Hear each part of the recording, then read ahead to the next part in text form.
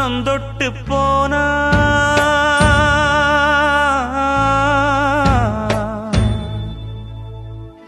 மானமுள்ள சாமி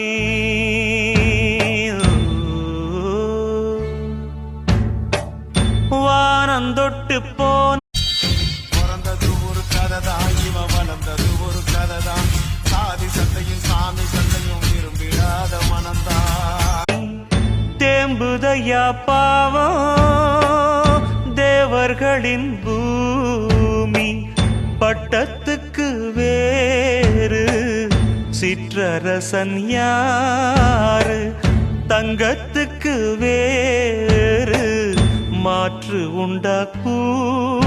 ஆட்டத்தோட கடைசி ரவுண்டு நினைச்சு பேசிக்கிட்டு இருக்கீங்க, ஆனா ஆட்டமே இனிமேதான் தொடங்க போகுது.